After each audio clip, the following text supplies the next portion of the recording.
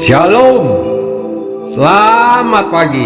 Sate pagi hari ini bertemakan Mental Jalan Pintas, karya Pendeta Dr. Anda Ismail dari seri buku Selamat Menabur, terbitan BPK Gunung Mulia.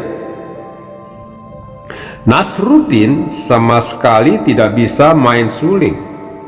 Maka datanglah ia kepada seorang guru suling dan bertanya, "Berapa uang kursus untuk belajar suling?" 100 dinar untuk bulan pertama dan 10 dinar untuk tiap bulan berikutnya, jawab sang guru. "Astaga, mahal betul. 100 dinar untuk bulan pertama, padahal bulan keduanya hanya 10 dinar.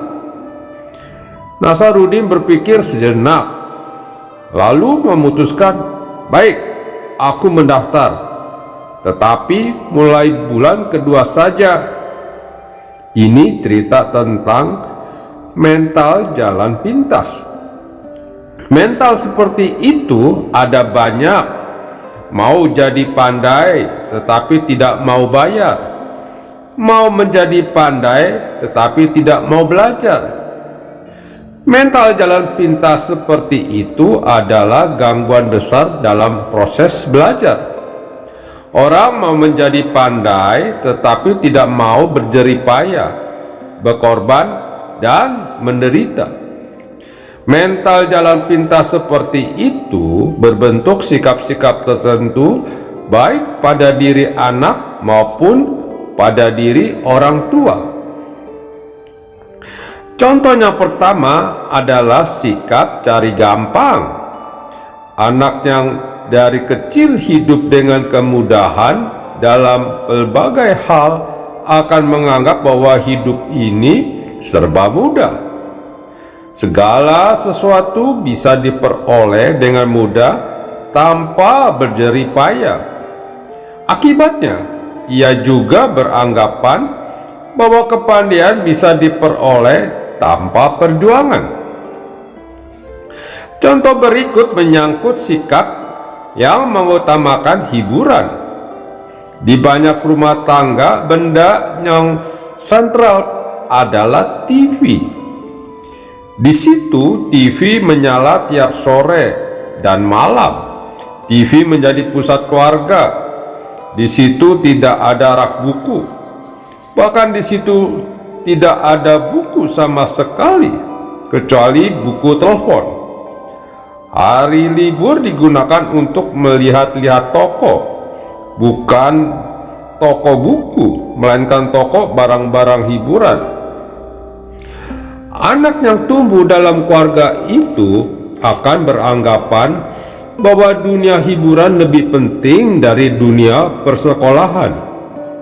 Jangan heran kalau ia lebih memilih bersenang-senang atau berfoya-foya daripada bersusah-susah belajar.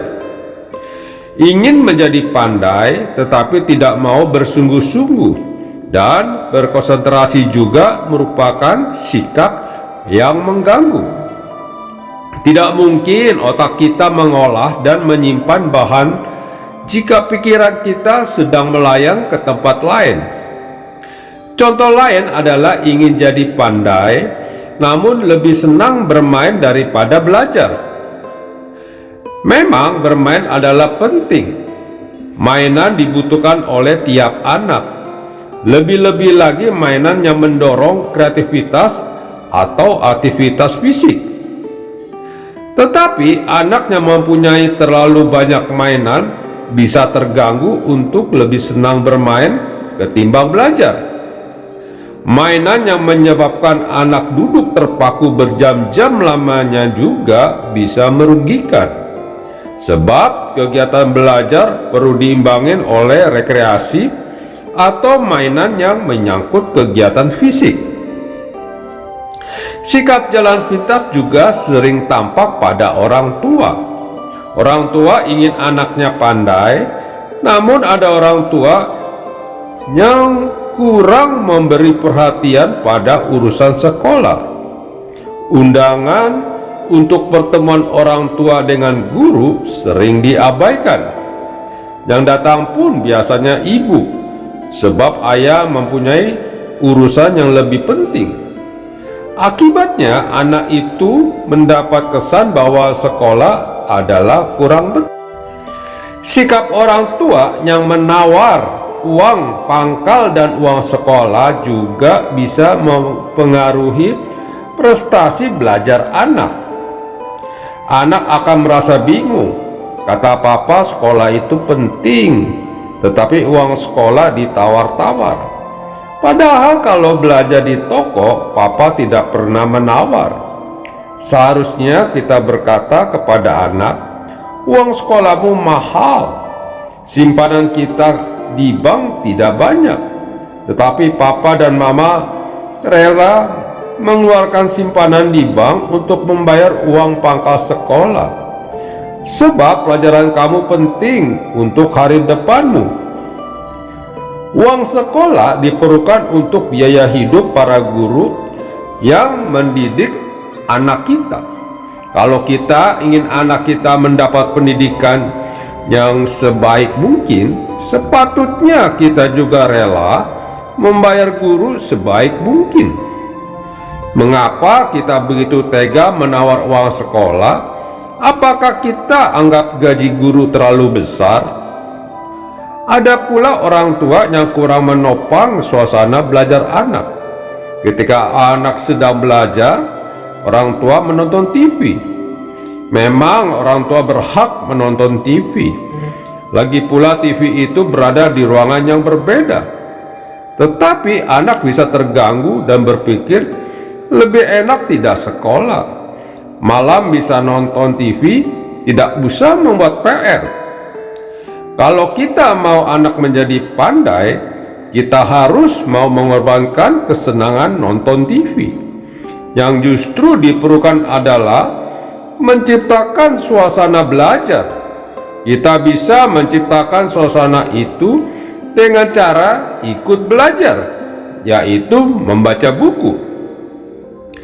Minat baca adalah dasar semangat belajar. Kita bisa menumbuhkan minat baca anak dengan memberi teladan gemar membaca. Beberapa riset menunjukkan bahwa murid yang berprestasi adalah anak yang orang tuanya suka membaca. Kesimpulan contoh-contoh sikap di atas menunjukkan bahwa mental jalan pintas pada diri siswa dan orang tua adalah mau pandai tetapi tidak mau menderita. Padahal kesediaan menderita demi jadi pandai adalah pendorong utama dalam keberhasilan belajar. Ada korelasi antara belajar dan menderita. Orang yang mau belajar harus mau menderita. Korelasi itu dilihat oleh pengarang Ibrani dalam diri Tuhan Yesus. Sekalipun ia adalah anak, ia telah belajar menjadi taat dari apa yang telah dideritanya. Ibrani pasal 5 ayat 8. Perhatikan permainan kata dalam bahasa aslinya. Yesus tidak mencari penderitaan, tetapi ia juga tidak menolak penderitaan. Yang dilakukannya adalah memanfaatkan penderitaan sebagai sarana belajar, yaitu belajar menjadi taat. Dalam diri Yesus bertemu penderitaan yang kreatif dan pelajaran yang produktif. Ia menderita dalam pelajarannya dan ia belajar dalam penderitaannya. Orang yang mau belajar adalah orang yang mau menderita. Untuk belajar tidak ada jalan pintas. Logikanya sebetulnya jelas. Kalau kita mau berenang-renang ke tepian, kita tidak bisa menempuh jalan pintas. Kita harus berakit-rakit dahulu ke hulu. Maka nenek moyang kita pun berujar, berakit-rakit ke hulu, berenang-renang ke tepian, bersakit-sakit dahulu, bersenang-senang kemudian. Amin. Mari kita berdoa. Bapa Surgawi, terima kasih atas renungan pagi hari ini. Biarlah kami mempunyai mental yang baik untuk menghadapi kehidupan ini. Amin. Ajaiblah terbenamnya mentari, ajaiblah fajar merekam, tapi yang lebih menggetarkan hati, keajaiban kasih Allah yang teramat ajaib dari semuanya, kasih Allah padaku yang teramat ajaib dari semuanya, kasih Allah padaku. Ajaiblah bunga di musim semi, ajaiblah Bima Sakti, tapi yang lebih menggetarkan hati, keajaiban kuasa Allah yang teramat ajaib dari semuanya, kasih Allah padaku yang teramat ajaib dari semuanya, kasih Allah